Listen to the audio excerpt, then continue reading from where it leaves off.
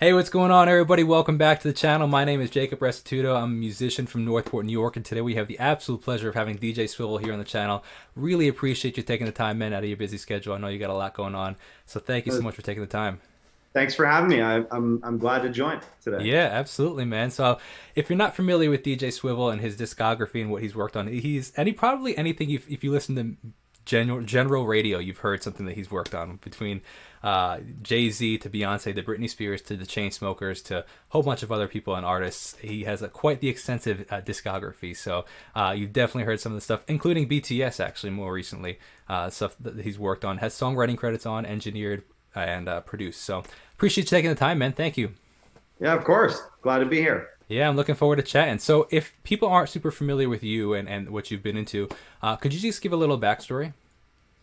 Yeah, sure. So I've been, doing music a lot of my life, but professionally since 2006. I moved to New York in sort of the August 2005 and took a few months to find that first like real internship where I felt like I could sort of move forward. And that was in January 2006. And I kind of view that as the beginning of my professional career. And I started with an internship with a guy named Duro, who is co-founder of Desert Storm Records, DJ Clue, and an amazing mix engineer and producer.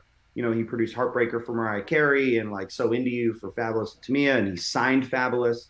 So it was a great space for me to learn because he was both an incredibly smart and business savvy person, and he sort of instilled some of those qualities in what I do, which has been incredibly helpful. But at the same time, also a very creative person and understands music and how to make music and create it and great A&R. So it was a perfect person to learn under. And I interned for him for a few years, and within the first year, I became Fabulous as engineer. So I would sort of juggle interning for him during the day and assisting him his mixing and stuff.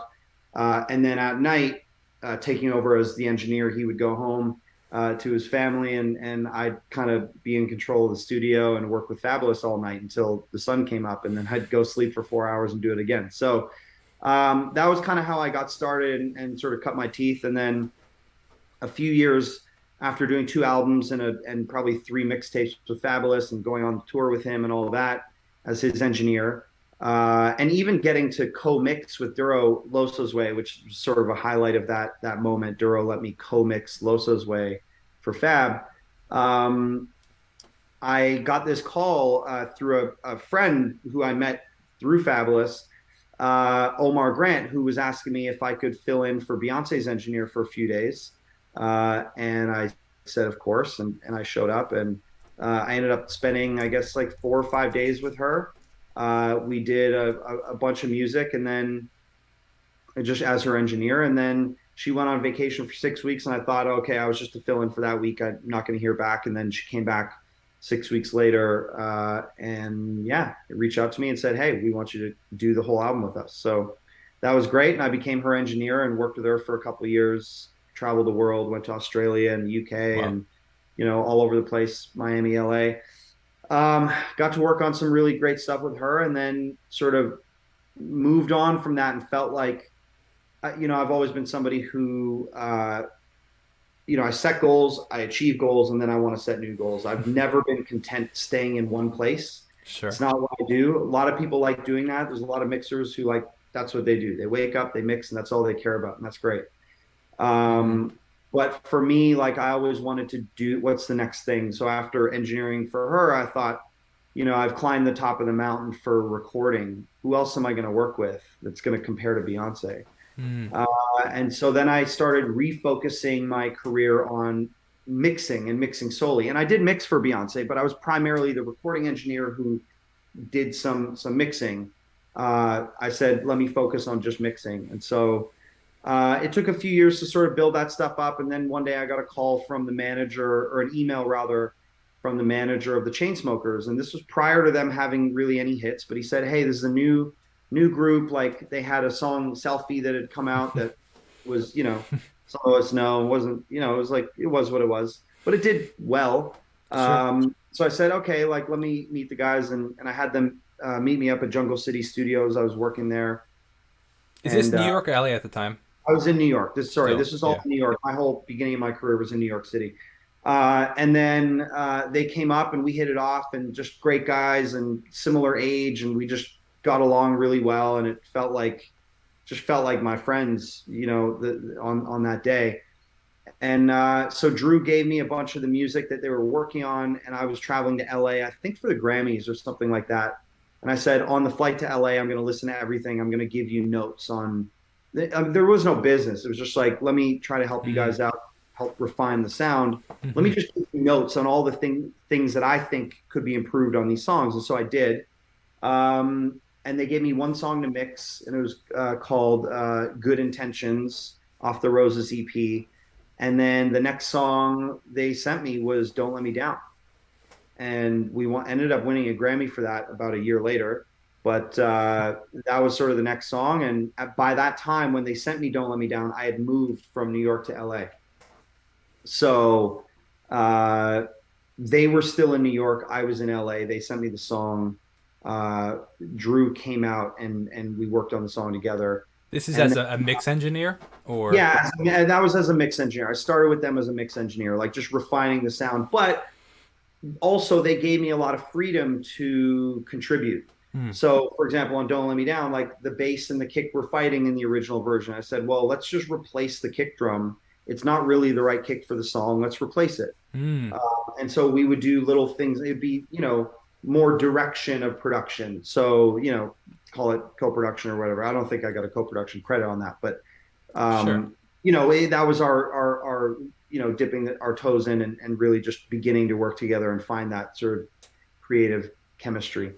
And that song worked out really well. And then the next song they gave me was "Closer," and that one I did co-produce, and did all the vocal production, cut Drew, cut Halsey, mixed it, worked on the arrangement, changed sounds and whatever. And that song was just so big that sort of kicked off a whole new phase of my career. I kind of view like those two songs, "Don't Let Me Down" and "Closer," as like Hmm. that was the beginning of where the next phase of my career Very started. interesting.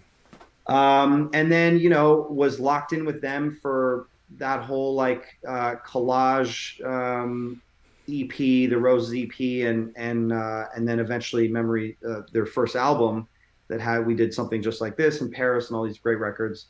And then through that, I met BTS because they had produced a song for BTS that I mixed called "Best of Me." And through that connection, I started just talking with the A&R at Big Hit, their label at the time, still their label, the name has changed. And, this was before they were known in America. They were trying to break into the rest of the world market. They were known in Korea, but not really in America yet. And so I sent them a few songs, and they loved them. And one of those songs was "Euphoria," which became a big single for them, still one of their most popular songs. And I wrote and produced that Hmm. with a songwriter I discovered, Candace Sosa, and yeah, and then they just took off, and it was like wildfire. It was like Beatlemania around them, and I continued to write with them, and I ended up writing I think 9 or 10 songs for them, and that was amazing. And then that sort of kicked off another phase of my career with songwriting and Hmm. things like that. So I've always sort of everything's always been an evolution, Hmm. and throughout this time I had also begun doing more and more on the business side of things. So I started a publishing company. I got into tech, and I started did a tech startup, and now I do a lot of venture capital investing and things like that. So my career has really had an evolution all the way through.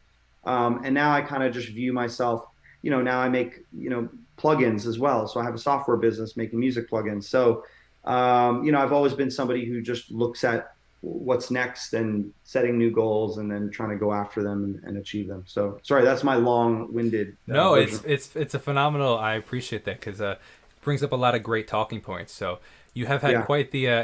Just to recap it, essentially, you started in the kind of 05, 06 ish area, and then yeah. now to that story kind of ends around where like the current place now, but also 2019, 2020, 21 area, right? To Well, current. I moved to LA, and I sort of view the move from New York to LA as that was the shift in my career. So I moved to LA in 2015. Okay. Moved to New York in 2005. So I spent a decade in New York, and capped that off with the work that I did with Beyonce, and then sort of just beginning my work with the Chainsmokers in New York, and then continuing in LA. Yeah. So that was the transition from being an engineer to a mixer and a producer, and then eventually a songwriter. Yeah. So yeah. So a couple of questions based on this, and I think it'll be some great talking points. I'd love to hear, even taking it back all the way to the beginning to Duro. You moved from Toronto to New York. How Well, did I moved you? from Toronto to Florida. I Okay. did a year of school at Full Sail, and then I moved to New York. So Oh, it wasn't okay. even, it was 11 months I did in Florida, and then I moved to New York. Is that how long the program was, or did you not finish the program? No, the program was 12 months, but I had done a year of college prior, and so I had transfer credit that I could, so I was able to skip a month. Yeah. Very cool. So is that was actually, I guess, answering my question to some degree. Is like, so I guess from Full Sail you got that internship through with Duro, or how did that go about? Yeah, well, actually, yeah, Full Sail had sort of notified me of the possibility of it. The Hmm. way I got the internship, I've told this story a bunch, but I really had to fight for it. I went in, and actually, I didn't even get an interview. I sent a resume in, and I got a courtesy email from his current assistant saying, we loved your resume. We thought you were great. However, you mentioned you were a DJ on your resume, and that's where my name came from. I was a DJ in Toronto. I was playing nightclubs and stuff like that. Um, and they said, yeah, you mentioned you're a DJ on your resume, and we've had DJs leak music before. It's not really a good look if you're looking for a studio Very job. interesting. And so it was a courtesy email saying, we thought your resume was great, but unfortunately we can't hire you. Our suggestion would be remove DJ from your resume if you're looking for other jobs like this. And I was so adamant. Like first of all, I'm a Canadian. I've moved to New York. I'm on a temporary visa. The only Hmm. way I get to stay and fulfill the career that I envisioned is to have somebody meaningful open up enough doors and opportunities for me to have the ability to get a long-term Hmm. visa. It's actually a difficult thing to do. Keep in Hmm. mind, this was before Drake was a thing. So the Toronto recording industry was like not a thing. Hmm. Now it is, because Drake is sort of such a enormous artist that you have all these new producers and songwriters and artists and other people coming up under him. Not even necessarily just signed, just the fact that he's from Yeah. Toronto and doing it at such a high level, it inspires the city to want to go do it. And so now there's much more of a recording music business in Toronto. Still not what LA is, or New York, but it's meaningful, but that never existed. So there was Yeah. no option for me to have the career I wanted in Toronto at the time. There might be now. Um, and yeah, and I basically begged for an interview from Duro, to jump back to that. Uh, and I said, listen, I would never leak music. I want this more than anything in the world. Just give me a chance. Just meet me, and then you decide. And they said, well, unfortunately, we've already filled the position, but I'll tell you what, why don't you come by the studio and we'll just give you a tour and just show you what we do and Wow. what. So I was like, Which is still very cool on their behalf as well. yeah, I mean, I felt a little defeated, but I Sure. really wasn't taking no Sure. for an answer. I was very confident in my emails. I wasn't, I felt disappointed, but they didn't see that. So they let me come in to just tour the studio. And that tour eventually, what it seemed like, turned into an interview. I sat in the room with Duro, and he started asking me questions, and he let me ask him questions, and became a bit of an interview. And then I left, and that was in, I think, November of 2005. And then about a month later, a couple weeks later, around my birthday, which is December 14th. So it was probably around December, middle of December somewhere. I get a call saying, all right, we're gonna have you come in. So you start January 2nd. And I had flown back to Toronto for the holidays. And so I, like, booked an earlier ticket home. And normally I would come home like the 5th of January or something like that. So booked an earlier ticket home, and landed and went straight to work, you Hmm. know? A hundred Yeah. percent, man. I think that's a great testament to what it takes in the music industry. I think that so many musicians, I'm sure you get this too at some point, but like so many people, like, oh, they hear that you're a musician or an artist or work in the music industry, right? And they're like, Oh man, I'd love to be an artist. I'd love to be a musician. I'm considering it. And I'm like, if you're considering it, like, I don't know if you're cut out for it because there's a lot of rejection. It's a stinking hard industry. And like, Really hard. to some degree, like the way you're speaking and the way I definitely relate to is the fact that like there was no other option. It's like, this is what I have to do, like, because this is who I am. And like, for a while I was making no money, and I give my wife a lot of credit because like we were like it was tough like she's a nurse, so she always had a stable job, so like for me to Yeah. make no money while she's making a really serious income was really hard on the relationship for a while, and Oh, and I believe it. I give her a lot of credit. And but she was always like, I would always say like, look, if we can't eat tomorrow, like I'll go get another job, like I'll work at Starbucks or whatever, but like I don't have a plan B. Like this has to work, and to some degree, Yeah. the way you're speaking is like there was no other. Whether it be with Duro or somebody else, like you were like, I'm gonna make this work, and it ended up being with Duro. Well, I But only had 1 year. yeah, So when you yeah, graduate, if you're Canadian, you graduate from an American school, they certainly with Full Sail, they got me a 1 year temporary visa, like an intern visa that would allow me to go take an internship and essentially continue my studies, but in the real world, in under, in a company or yeah, under having a real job. And so that told me I had 1 year to figure things out in order to get the next visa.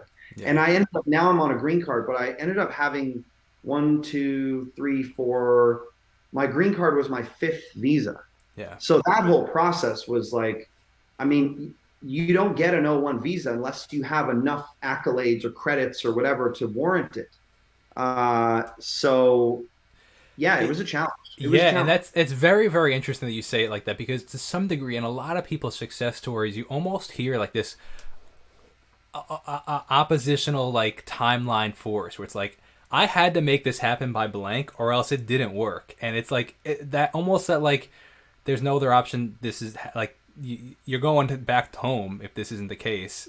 Yeah. It creates that like drive under you to some degree where people are like, oh, I'll write my new song next week. Like Yeah. that never gets done, and it's a No, very my interesting first week dynamic. with Duro, not to cut you off, my No, first week no, with yeah. Duro, I think I did 130 hours, 134 hours in the studio, which I remember my first day was a full 24-hour day. So I get to the studio and I'm there literally until 10 a.m. the next morning. And then Duro said, all right, go home and get some sleep. And then we had a block of sessions coming up with True Life and Polo the Dawn. And that was my first week of sessions. My first day, by the way, was Fabulous and Styles P, who did the remix to Mariah Carey, and DJ Clue was there. DJ Clue did a remix to, I think, We Belong Together or Don't Forget About Us. I think it was We Belong Together. This was when like Emancipation Mimi came out, huge album.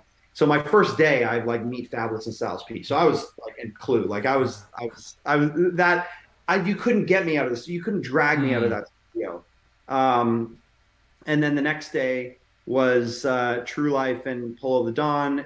This new producer Polo the Dawn, who went on to become this like incredible like hit maker. And yeah, my first day with them was a 32-hour day, 30-hour day, something like that, like straight, no sleep, no nothing. Go home, shower, sleep for 6 hours, wake up, do it again, another 32-hour day. I'd have to take little naps in the back room for 20 minutes, and then someone would bang on the door and say, "Hey, we need you to go get us dinner or lunch or food or whatever it was." And so but I was so excited to be there. Like I didn't care. I would have lived. I would have done everything in that studio. I didn't so need. intern as in like whatever we need you to do intern, or intern as Oh in yeah, whatever. I was mostly cleaning, vacuuming, fetching food, but it was a small studio. There was Duro, his assistant, and me. And so I would assist the assistant as much as needed. So if we're doing a vocal setup or whatever, like, all right, help go grab the mic and set up the mic. And, I would do little things like that. But for the most part, I was sort of in the lounge, waiting on people, yeah. scrubbing the walls, cleaning the bathroom, like, making See, sure the cutlery was clean and yeah. things were stocked and the garbage was taken out and all that stuff. This is why I love these conversations because people see all the accolades that you have, but oftentimes they don't see what it took to get there. They don't see Right. the 134 hours that you worked your first week. The fact that now, granted, see this is the caveat as well. Like you loved it too. Like people are always Love it saying so much. like, like, oh my gosh, Jacob, you work so much. I'm like, yeah, but like I love it though. Like there's like this is my hobby. Like so Doesn't feel like work, does it? exactly. So I'm fine working 18 hours because it's like I don't want to go do whatever. Like I love this. So like I think that people don't see that and they're like, oh, I just want to get there, but I'm gonna work 65 minutes a day, Yeah. and they're like, why isn't it I working for me? agree. I agree. And I try to mentor as often as I can. I've, supported a few students with scholarships and, Wow, cool. I try to talk to people and, anybody who, I'll take meetings with new producers or engineers or whatever and offer advice. And, you know, the main thing is like, if you don't, if you don't find your passion in life, even not just engineering stuff, even just, my nephew, for example, he's 22 years old, just graduated college. He stayed with me for the summer. He just left last week. And, the whole purpose of him coming down is, all right, you graduated college. Now it's time to understand what the real world is like. And you have options. One option is you go get a job, you work for somebody, you clock in, you clock out, you get your money, go enjoy your weekends, and hopefully you make enough money where you can go on vacation a couple times a year, if you're lucky and whatnot. The other option is you go in it for yourself, you become an entrepreneur, and you go after it. One version is much harder than the other, much harder, but it affords you a much greater freedom. So if you want to be an entrepreneur, you got to understand what actually goes into it. You don't get to take off when you're tired. You keep going. You keep pushing until you're at Literally. a place where you've built enough of an infrastructure around what you do that you can take your vacation and Yeah. whatever. But it takes time. It's taken me, now I live a little more of a relaxed life. And so, but that's taken almost 20 years Yeah. to get there. I mean, 17 years I've been doing this professionally. I know I don't look that old. Nah. I'm still in my 30s, but Well, you know what blew my mind is the fact that like I was before I had seen what you'd worked on in the career you developed, and then I was like, oh my gosh, the guy's in his 30s. I was like, shoot, I pictured a 50-year-old guy just based on like what you've done in the past 17 years. yeah, but there was a lot of sacrifice. I A mean, hundred percent. I never felt like I worked a day in my life. Like really, I enjoy everything that I do, but it's tiring. And there's a Yeah. lot of annoying things about the music business, and a lot of, you know, there's a lot of shit you got to deal with. Yeah. Hundred Um, percent. but I didn't really have another option, and I also sacrificed a lot. I didn't really have a lot of personal relationships. Like dating was incredibly difficult. Like I couldn't maintain anything, and you would have to like I packed up and left New York and moved to LA because there was more opportunity in LA, and there's not you don't have the same sense of normalcy that you have Yes. when you just grow up in a city and go take a job down the street and like Yeah. have all your same high school friends. I don't have any high school friends anymore. I mean, they're like so distant. I talked to a few people, but I don't. Mhm. I gave up everything to focus on one priority. So, Yeah. and And that's what it to some everybody. degree, people don't totally understand like how it consumes your mind to some degree, in the sense that like Yeah. my like I mentioned, my wife is a nurse, and we were just it's just funny we're having this conversation because literally last night we were talking about the fact of like she clocks out and that's it. She works 3 12-hour shifts a week, and after those she clocks out and like she comes home, and I was because She like can turn her brain off, right? exactly. And as an entrepreneur, you never do that because there's always something else that you could be doing because nobody else is gonna do it for you. There's not No, another Jacob that comes in at 6 o'clock that works the overnight shift. Like no, it's not no. how it works. And I've had insomnia for like my entire career, and it's because like I don't know if it's I'm naturally wired that way or I've just worked so hard that I've trained myself to be that way. But my brain, it's very difficult for my brain to turn off. So I'll be sitting in bed at 3 in the morning, just like thinking of ideas and like blah blah. And then you get an idea and you're like, shit, I got to go down to the studio like spend half an hour just like get the idea out and then go back to bed or whatever. Like this has been my life for so long. And by the way, it's not unique to music. Whether because you might have Mm, some of your audience that does other things, film or other art, Yeah, or 100%. even just finance or this or that. It doesn't matter. Any job you want to do. In order to achieve at the highest level, you have to sacrifice a lot and you have to work harder than everyone else. And I kind of use this like 95% rule. Like 95% of people are going to be content clocking in and clocking out. Then there's that 5% of people who are going to overachieve. And it's probably even smaller than that. It's probably even 1%. When you think of sort of the income, wealth, you always hear about the 1%. Well, I'm not saying all of the 1% got there through hard work, but Mm. uh, anybody who didn't come from that and then got there, they had to sacrifice a lot to get there. It's very, very rare to just hit the lottery or just, your first thing is a big success. You really have to grind it out and like make mistakes and get better. And, that's life. So I embrace that. I love that version of life for me. Yeah.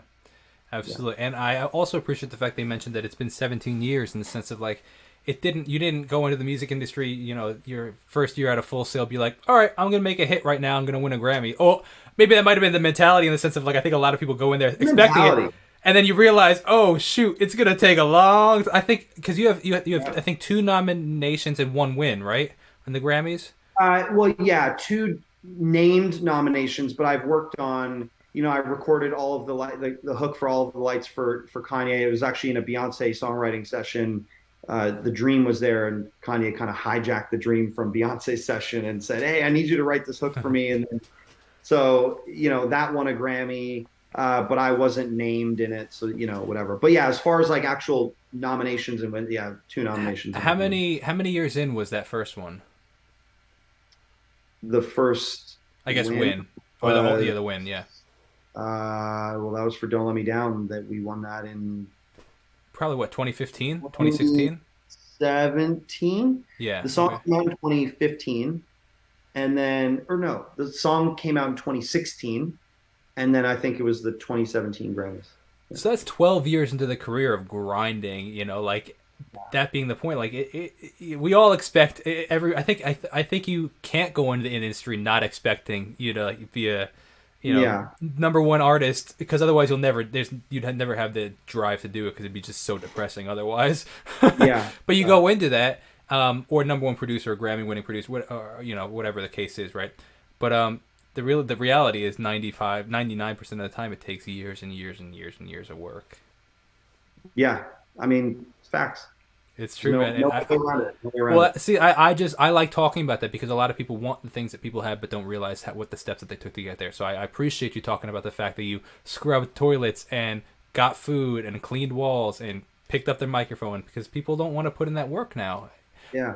And I'm well aware. And, I look at the internet and there's a huge dialogue in society right now about like income inequality and these sorts of things. And granted, there is a part of the wealth gap that is, uh, inherited wealth that then gets like recycled into more inherited wealth and whatever. And like there is that part of the world, but there's a huge amount of people who just bust their ass every single day. Like I didn't come from any of this. I didn't come from a place of enormous opportunity. I mean, granted, I did have advantages. I paid for part of my college, but my mom supported me through that, which is an advantage that I have that many people don't. I recognize that.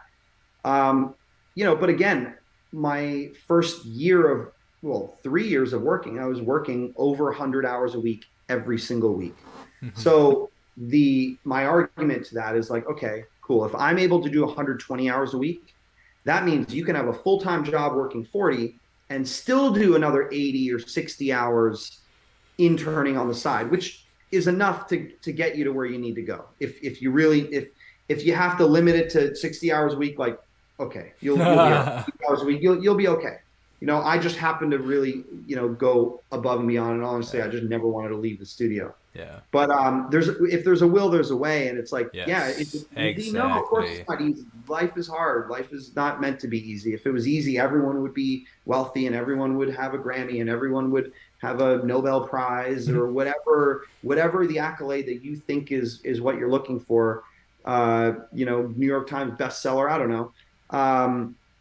Everyone would be that, but the reality is only the amount of work required to get to that place is it requires an exceptional ability to focus and drive and motivate yourself. And nobody's going to motivate for you. You have to. It's got to be here. You got to do it. You know, it's internal. Mm-hmm. So 100%, man. I couldn't agree more. I would love to segue into. Like I said, I'm a musician myself. I make my own music. So when I saw that you have your plug-in line, I was like, this is pretty sick. I was just super curious about that. Can you talk about them? I'd love to just hear your perspective, and then I can ask some questions about them. yeah, sure. So the thought process in entering that is that, again, like I said earlier in the interview, is I've always been about setting goals, achieving goals, and then setting new goals. Uh, Also, I think I'm a fairly intelligent person. So one observation I made is that the best music, and especially in the world that I work, which is really the pop world, you know, I work across genres, but ultimately everything is like modern contemporary music. Um, the one consistent thing over the decades of the music industry that we can study is that uh, youthfulness drives the culture. Meaning, the not to say that a 30 or 40 or 50-year-old can't make a hit record. Of course, there are the outliers. You know, Dr. Luke's a great example. You know, like he's consistently been able to make hits. He's just very good at what he does. But the culture is not driven by Dr. Luke. The culture is Mm. driven by the new 23-year-old producer who's just doing something different than everyone else, right? And music culture shifts over time, but it's like the young artists, the young songwriters, the young producers, those are the people who are eventually going to be the next Dr. Luke. And, you know, they're the ones who kind of push music forward. So I say that to say, you know, in my, you know, mid 30s, I'm looking at my career and saying one day I'm not going to get that call anymore.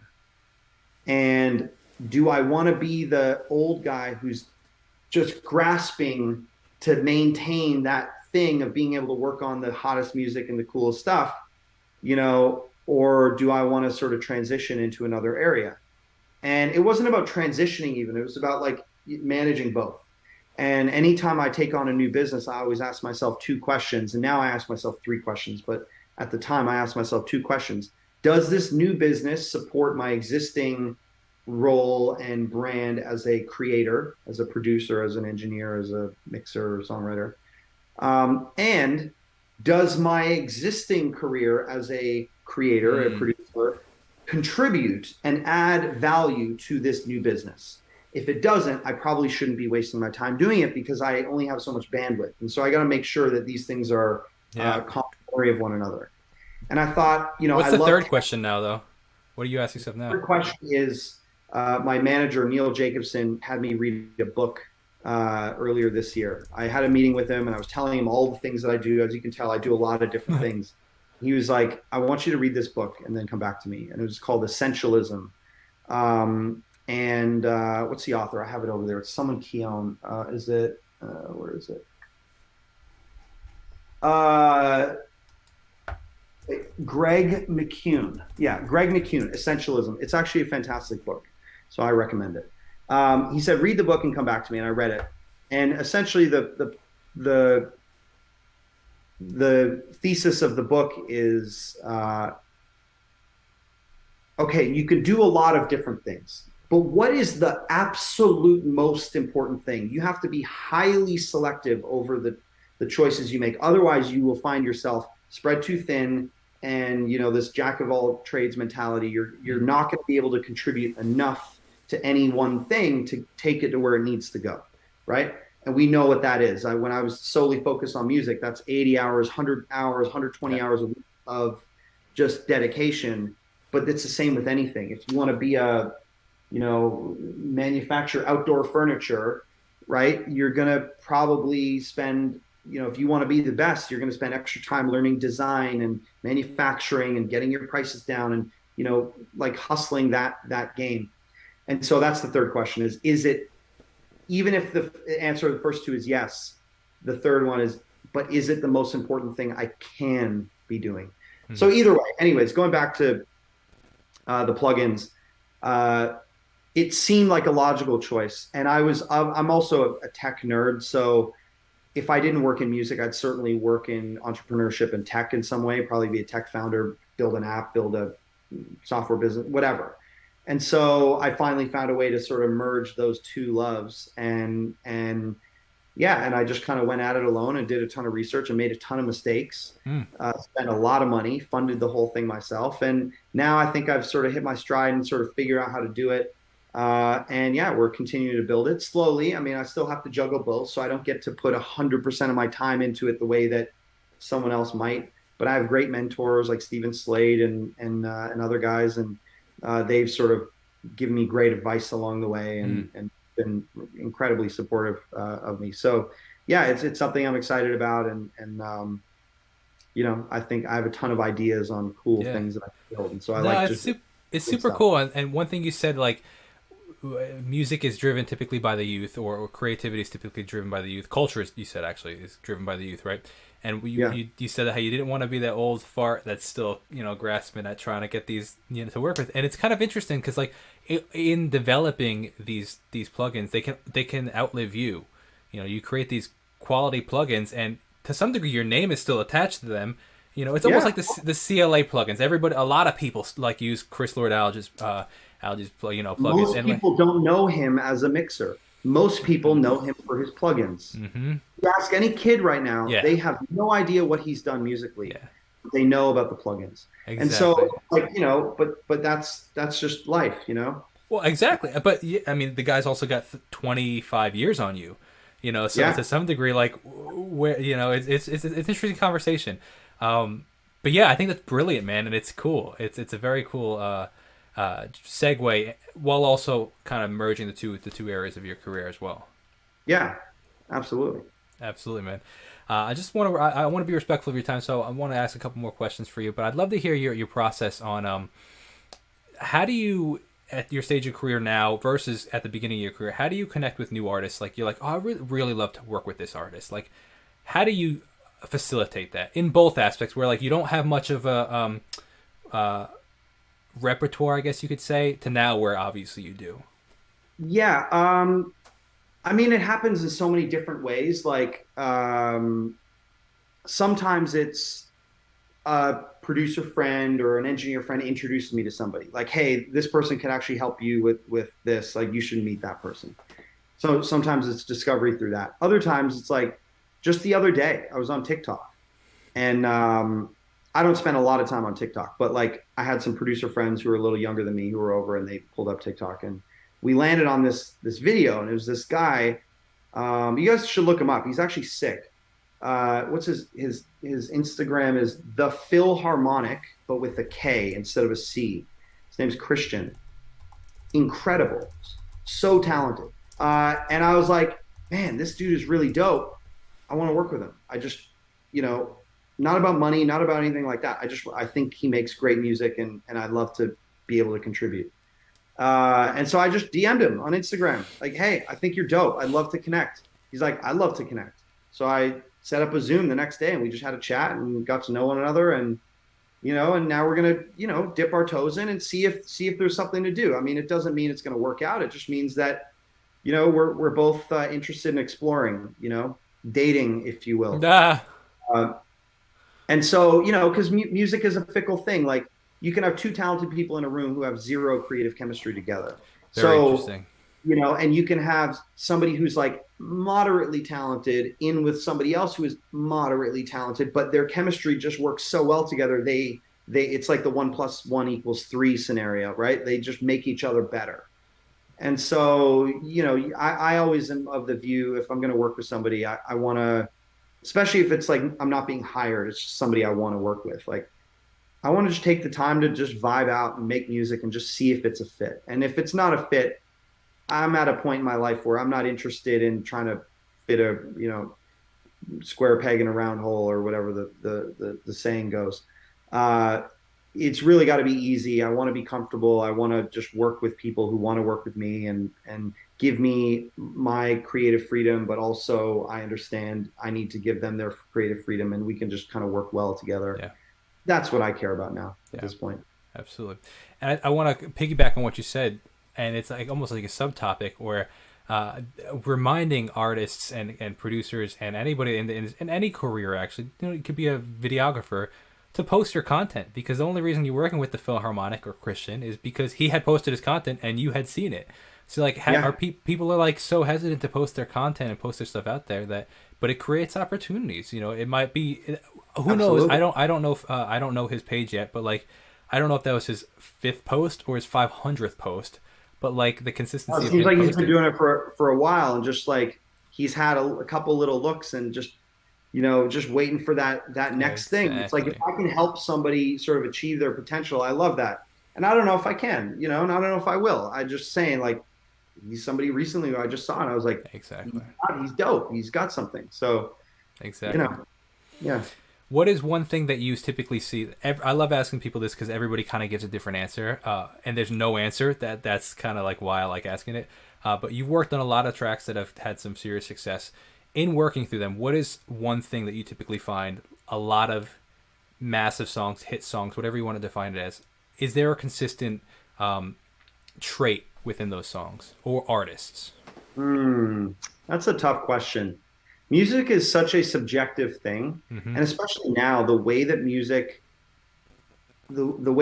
is surfaced to a lot of us is through like algorithms and TikTok and these types of things. And so, I would imagine those algorithms are rewarding certain specific things. But prior to that, um, I mean, for me, like I don't know if I don't know Well, if there's I acknowledge the I don't fact think that there there's is one no answer, but answer. I do think that great songs are generally, well, see, yeah, I was going to say generally speaking, like simplistic. They get the message across right away. It's catchy. It's the beat works, the vocals work, everything just kind of blends together.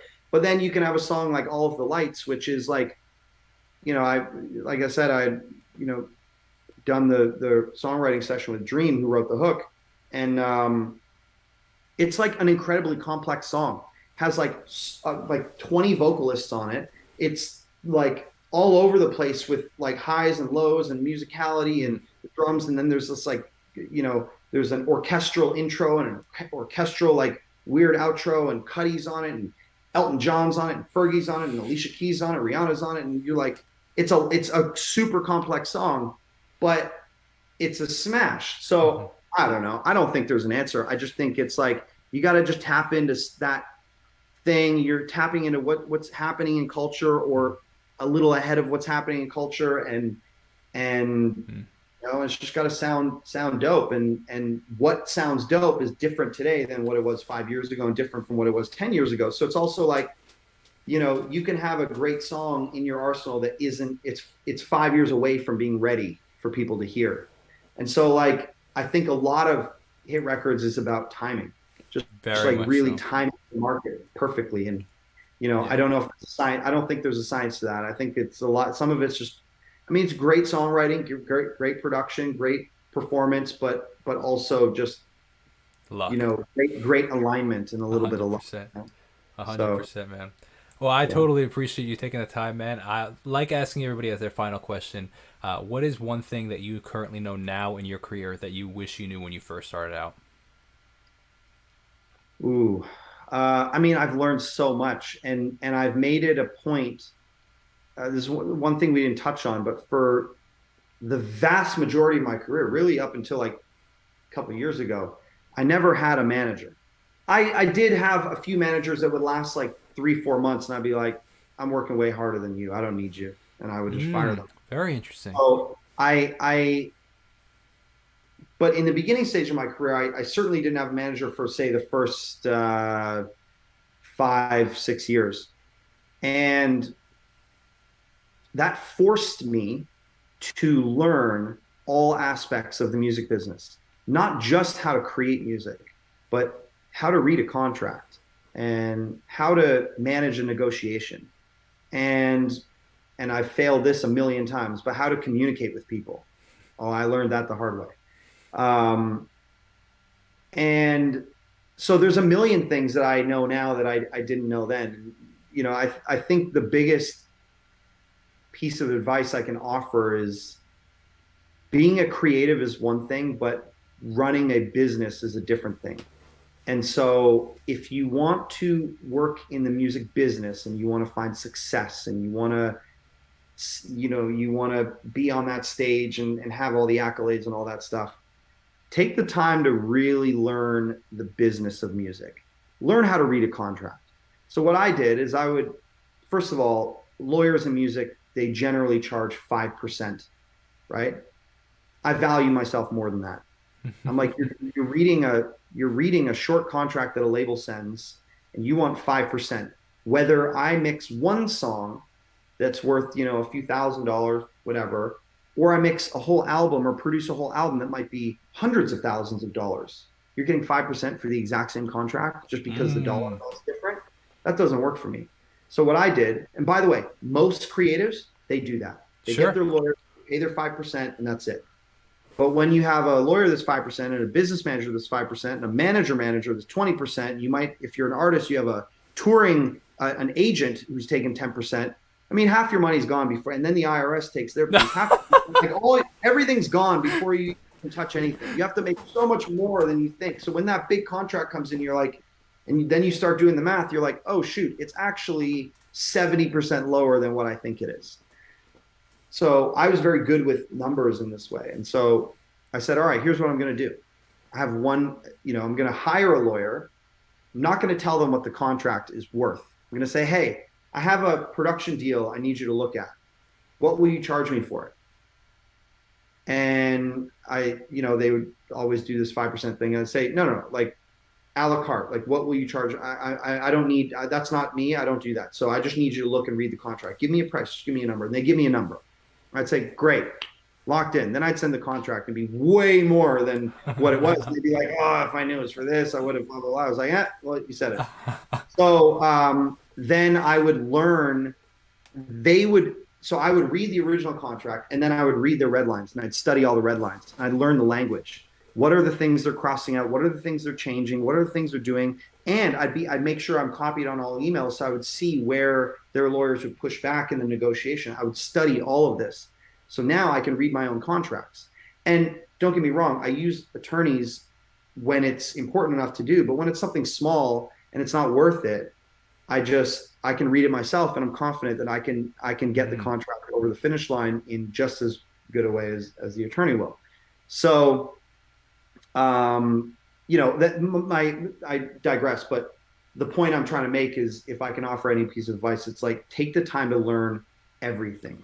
100%. Learn the negotiations, learn the contracts, study who are the A&Rs, maintain those relationships, do all the legwork. And it requires way more effort, but the end result means you're going to be a beast. 100%. And you're going to learn so much, and through that, you're going to discover opportunities that you would have never discovered. Absolutely. Like, the songwriter, I understand publishing. Let me, this person's great and we can make great music together, and we do, and we can find success. Let me sign this person, let's do a publishing deal. Blah, blah. It creates new opportunity just by having the knowledge. Now, when I go through life, when I can spot an opportunity, and I think a lot of artists or creatives or whatnot, they're unable to spot the opportunities that are right in front of their faces. And I know this because it happens all the time. I'll be with friends or we'll be talking about stuff and they'll say something and then I'll have this immediate idea like, wait, well, why don't you do this, this, this, and structure it this way and do it like that? And they're like, their jaws drop and they're like, I never thought of it that way. It's because they never thought about it at all. So just take the time to learn every aspect of it, and then you'll be a beast. Nobody can mess with you. Nobody, you're always going to have, enough around you where the opportunities will never end. So. I think that is absolutely phenomenal advice that I think that most people don't talk about. I think everybody's trying to hire people as fast as they can so that they don't have to do the tedious work. But to some degree, it's that tedious work is a blessing in disguise because it teaches you all those things that you would have never known had you not had to do them yourself. Right. Or you even said, you want to do them yourself to some degree because you want to learn all these opportunities. And I think that is a phenomenal. Before you even hire people, be dangerous enough to be, do the topic on yourself by yourself. I think it's Absolutely. phenomenal advice. That's great. Man, shoot, on that last one, I was like, I'm taking notes on that. That's a great advice. Clip that, throw that on TikTok. Bro, this whole interview is clipped up 100%. You know that. Well, I really appreciate your time. If you could take 2 more seconds, I just want to thank every single person Sure. that watched this video and made it to the end of this video. You guys are the true ones for making it to the end of this. Whether you watch it, on YouTube or Spotify, however you listen to it or watch this video, I appreciate every single one of you. Definitely go check out all the stuff that DJ Swivel is up to. I mean, I'm sure you've heard a lot of the stuff he's worked on, but all his links and everything will be down in the description below, so you can check that out as well. Thank you so much for watching. Best way to support this channel is checking out my own original music. I'll see you guys in the next video. Have a great day. God bless and peace out. Peace.